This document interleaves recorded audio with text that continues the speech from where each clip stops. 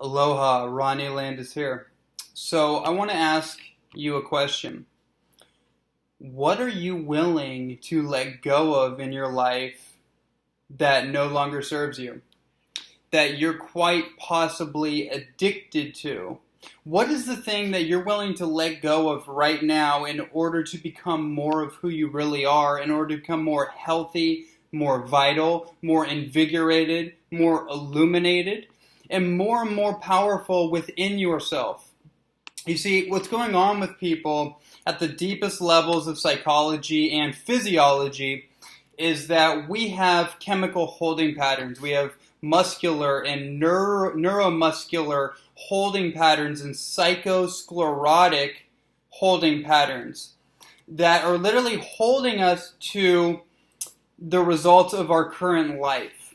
Okay, so what that means to me is that we're all holding on to things. We all have biases, and we're constantly reinforcing those biases based on our habits, and those habits are keeping us exactly where we're at, or those habits, if we have consciously refurnished the infrastructure of our lifestyle, then we're adjusting our habits to meet where we want to go in our life. But so often, so many times I find with people is that they talk about their problems, they talk about what's going on with them and all these things without looking at the most obvious things in their life. What are you doing every single day that is the same thing? What repeated patterns are you constantly repeating every single day? And then what are the results that you're getting in your life, right? That's a really easy one to look at. And then from there, you can easily tell what's working, what's not working based on perspective and common sense. And this happens a lot in the diet world as well. You know, we as a culture, we have held on to this belief that we need animal protein in order to get viable, bioavailable protein. Even that goes against all the science that's been put out about that, is that actually animal protein, undigested protein, is the number one reason for kidney disease. And it's also been shown in the 1950s by the Max Planck Institute that once you cook a piece of meat, 50% of the amino acids get wiped away immediately. That's been shown. And so it should go to show, and there's many other things we could point out, they should go to show that that's one thing that may not actually live up to its hype at this point in human history. And maybe it's better off that we let that go. Right? I mean, for me personally, as a vegetarian over the last almost 7 years, it's been an obvious thing. It's been an evolution for me, but it's become one of those things where it's like, boom, it's so obvious in who I am now and the results that I have now in my life, the level of clarity, spiritual depth, context-related observation, meaning that I don't just look at one thing or I don't look at like extremes of everything. I see the constellation of everything together in front of me, and then I can make a more educated and context-related decision on how I'm moving forward in my life. And one of them, when I'm talking about meat, I see all the pieces of the puzzle that are there, and none of it even makes sense to me anymore. So for me, that's something I just let go of. And because I let go of it, it opened me up to more options on the menu board of the universe that I was not aware of before. You see, here's the key here. It's not about meat necessarily. It's not about this or that. I could talk a lot about a lot of things. What we're talking about here is addictions. Are you willing to give up the addictions in your life? See, oftentimes we think of the word sacrifice as this overwhelmingly negative type of thing where we're losing something. I heard an amazing definition of the word sacrifice by Bob Proctor, which goes, giving up something of a lower nature for something of a higher nature. That's what sacrifice is all about. There's always going to be an exchange. There's never going to be an empty space in the universe. There's never going to be completely a vacuum. There's always going to be something to fill that space. And it's always going to be something, if you open up to it, of course, and you intentionally choose something of a higher nature, that will show up. But if your closet is full of clothes, you can't fit any new clothing in.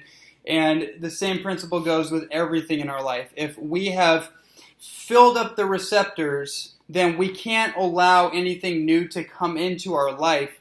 And so you have to learn to let go, to delayer all the obstructions and corrosion and weight that you're carrying in your life. And on a final note about this, consider this your walking away from the cancers in your life, right? We all have cancers in our life.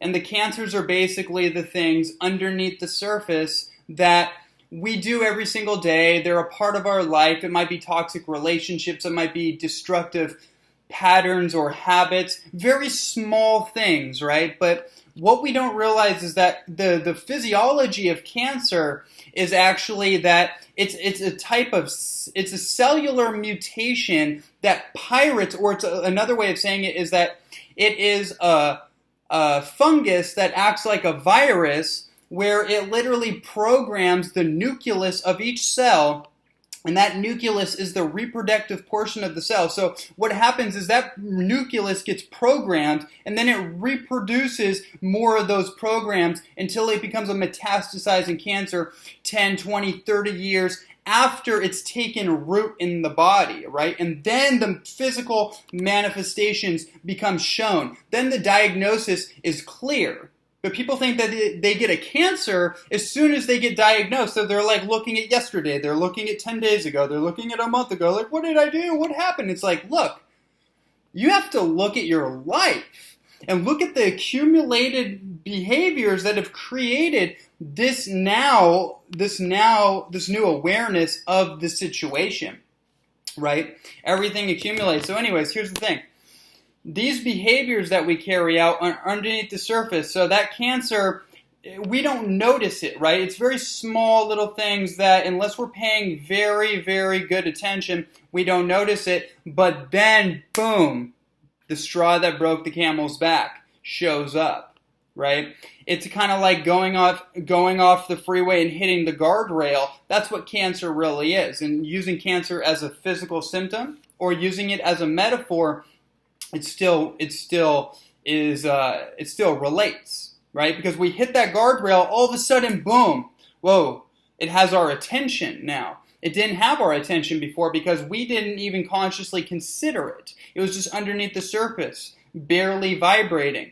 But now, boom, it caught our attention, and now we have the choice to act or not. Well, guess what? You don't have to wait till you hit the guardrail in life, because the guardrail, there's no guarantees that the guardrail is not going to throw you off the side of the cliff. There's no guarantees. You may hit the guardrail so hard that you literally break through it and you go off the side of the cliff, so to speak, right? There's no guarantees. So what's better is to be preventative, to be prophylactic, to be proactive, to be forward thinking. Remember, we don't know what's going to happen in the world right now. We're on the razor's edge. So we need to be proactive, and we need to accelerate growth, spiritual, mental, and physical growth, hormones, so to speak, again, triggering genetics within us that allow us to become the best, most powerful, most intelligent, most compassionate, and forward-thinking individuals that we can be, because we are the leaders of today and the leaders thus far, as we can tell in our world that is deficient in vitamin L, which is leadership.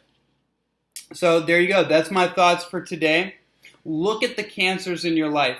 Look at the addictions that you have. Challenge yourself to let go of your bias, your reinforced biases. That could be eating meat. That could be going vegan for a while. That could be not eating food at all. I'm a big fan of that one myself. I mean, once we get over the whole food malarkey and the whole thing about food and diets and all that, Then we have to move into, well, what actually allows our body to produce energy when we're not eating food? Then you can challenge that belief system and start going on liquid fasting and juice fasting and water fasting and doing it that way, testing it out, right? So anyways, there you go. I think you guys got the message. And until next time, peace and blessings.